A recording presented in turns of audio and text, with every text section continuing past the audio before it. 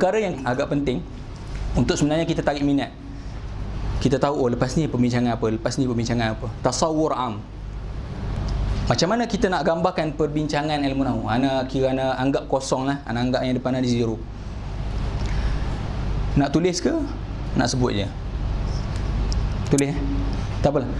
Okey, antum gambarkan perbahasan ilmu nahwu ni, kebiasaannya lah dari segi karangan-karangan yang kita nampak di hadapan kita ni, dia ada muqaddimat, permulaan-permulaan untuk sampai kepada maudu'at. Maksudnya pecahkan kepada dua. Ilmu nahwu ni ada al-muqaddimat dan ada al-maudu'at.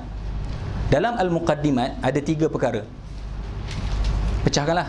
Ilmu nahwu al-muqaddimat dan al-maudu'at. Dalam al-muqaddimat ada tiga perkara. Okay, sebelum ni kitab At-Tuhfah Saniyah ni ana talaqi dengan Syekh Ibrahim Mali. Ana tak mengaji di Malaysia. Malaysia cuma mengaji syarah matan Jurumiyah tu saja. Tapi At-Tuhfah Saniyah ni ana ambil daripada Syekh Ibrahim Mali. Kalau yang duduk di Mesir lama ni tahulah, kenal. Pada tahun 2009. Ketika tu kalau pergi Azhar belum ada lagi majlis-majlis ilmu yang di Azhar. Cuma ada ketika tu Syekh Said, Syekh Jamal, Syekh Ahmad Hajin, Syekh Ibrahim Mali. Yang betul-betul mulazim ketika tu hanya empat syuyukh ni. Ana ambil kitab ni daripada dia, dan cara penyampaian pun ana ambil tarik dia sebab memang 2 tahun ana bersama dia.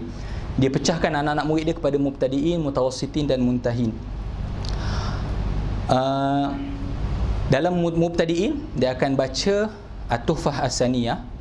Yang kedua dia akan baca Tanqih Al-Azhariyah. Dan untuk pindahkan anak murid tu daripada mubtadi'in ke mutawassitin, dia akan suruh tasmi' Manzumah Asy-Syabrawi sebanyak 50 bait. Manzumah tu 50 bait. Dianggap manzumah tu sebagai talkhis kepada mubtadi'in untuk kitab Tuhfah Saniyah dan Tanqih Azhariyah. Cuma 50 bait. Imam Asy-Syabrawi. Syarat untuk pindah kepada mutawassitin, tasmi' 50 bait tanpa henti, tanpa salah. Maksudnya Bismillahirrahmanirrahim. Baca je bait yang pertama sampai bait yang ke-50. Jangan ada a. Ada ala anta lam tahfaz. Imshi. Maksudnya 50 bait tanpa henti. Siapa yang dapat tasmi' 50 bait, dia akan bagi masuk marhalah mutawassitin. Mutawassitin dia akan start dengan Qatrun Nada. Dia pilih syarh Qatrun Nada. Kitab-kitab yang semua ada tahqiq Imam Muhyiddin Abdul Hamid, sebab dia akan amat ihtimam dengan Muhyiddin Abdul Hamid. Dalam mutawassitin dia akan ambil Qatrun Nada. Khatam je Qatrun Nada, dia habis lebih kurang selama 4 tahun dia duduk situ. Qatrun Nada tak silap dia khatam sebanyak 3 kali. Qatrun Nada 3 kali. Habis Qatrun Nada dia akan masuk Syuzuruz Zahab. Syuzuruz Zahab.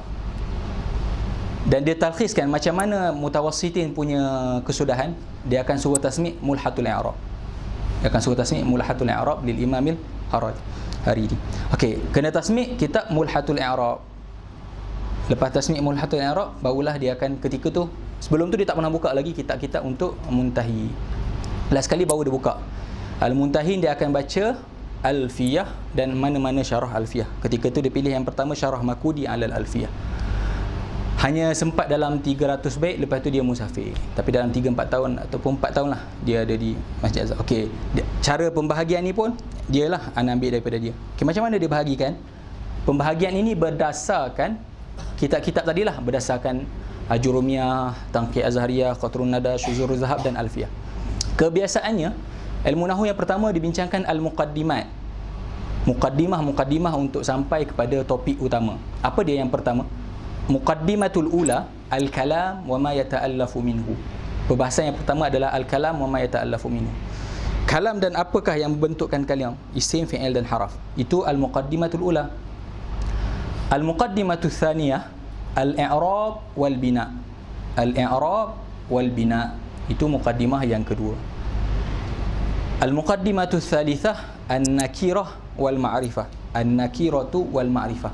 Jadi 3 perbahasan ni ibarat pintu untuk memahami maudhu'. Sebab bila masuk maudhu'at nanti tak tertanya-tanyalah mana nakirah, apa dia ma'rifah, apa dia nakirah, apa dia mu'rab, apa dia mabni. Jadi 3 ni dijadikan sebagai muqaddimah dalam kebanyakan penulisan. Al-kalam, yang kedua al-i'rab wal bina, yang ketiga an-nakiratu wal ma'rifah. Kemudian baru pindah kepada al-maudhu'at. Apakah topik pembincangan sebenar dalam ilmu nahwu? Apa yang masukkan topik? Maksudnya yang dibincangkan panjang lebar. Kemungkinan topik utama ada juga dalam muqaddimah. Cuma benda tu sedikit, jadi tak dijadikan topik utama. Okey.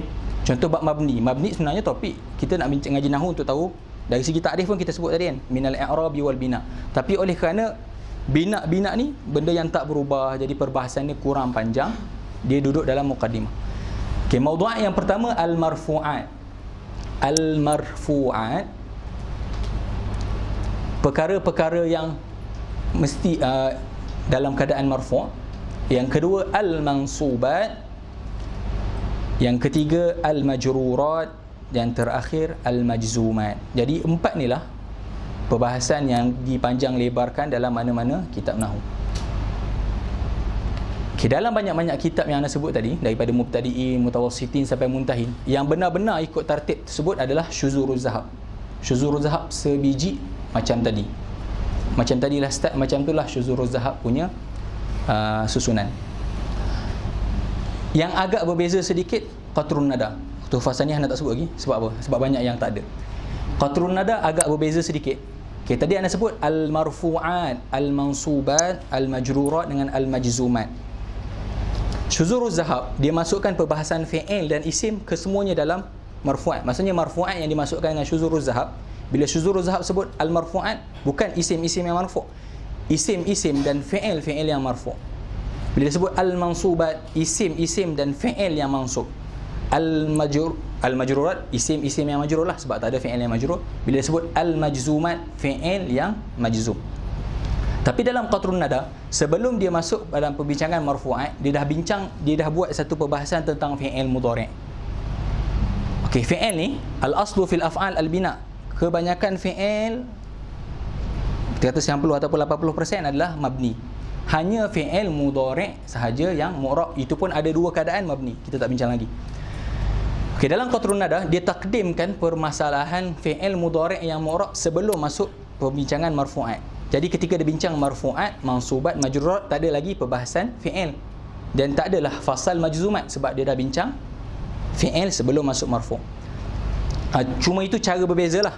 Tapi tetap juga topik. Cuma topik tu dia asingkan fi'il dengan isim. Okay, sekarang ni kalau jurumiyah macam mana? Al-ajrumiyah, muqaddimah pertama diikut al-kalam. Semuka setengah al-kalam.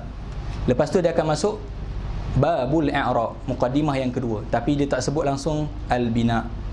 Sebab dia fikir mubtadi' tak sesuai lagi nak bincang al-bina. Sebab al-bina pun ada yang mukhtalaf fi. Kalau dalam qatrun nada mula-mula tu habis kat khilaf tentang mabni, banyak situ. Adakah mabni ke mu'rab ataupun mamnu' minas sarfi. Jadi dia tak bincang, dia cuma bincang al-i'rab. Tapi al-i'rab tu panjang lah, panjang lebar.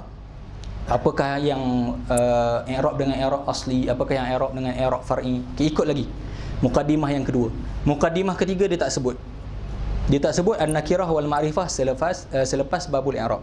Terus dia masuk dia asingkan seperti mana qatrun nada. Dia masuk babul af'al sebelum dia masuk al-marfu'at. Dia jadikan al-af'al satu bab khas. Maksudnya itu dah masuk topik nahwu lah, tapi dia jadikan bab khas. Fi'il madhi, fi'il mudhari', fi'il amr. Kemudian baru dia masuk al-marfu'at. Marfu'at dalam jurumiyah ada 7, mansubat ada 15, makhfudat ataupun majrurat ada 3. 7, 15, 3. 7, 15, 3. Jadi bila dah ditakdimkan masalah fi'il, tak adalah bab majzum. Sebab yang jazam ni hanyalah fi'il, isim, tak ada yang majzum. Jadi dalam jurumiyah tak ada fasal majzum. Sebab apa? Dia dah takdim babul af'al sebelum dia masuk al-marfu'at. Itu gambaran boleh nampak? Muqaddimat, mawdu'at. Muqaddimat 3 perkara dan mawdu'at 4. Cuma kadang-kadang ada setengah musannif dia ceraikan perbincangan fi'il sebelum dia masuk marfu'at. Jadi tak adalah fasal majzum sebab telah dibincangkan dalam bab fi'il. Boleh?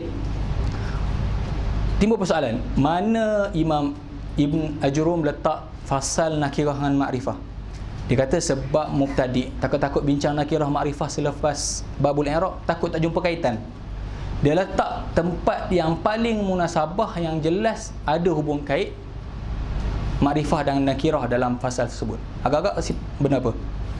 Yang mesti ada tatabuk. Benda tu dengan satu lagi tu mesti ada sama.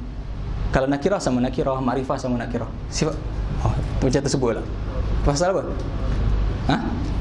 Carilah, tapi ada dalam, maksudnya dia masukkan benda tersebut dalam maudhu'. Tapi maudhu' yang paling utama sekali perbincangan nakirah dan ma'rifah. Sebab perkara tersebut memerlukan tatabuk di antara 2 perkara tersebut.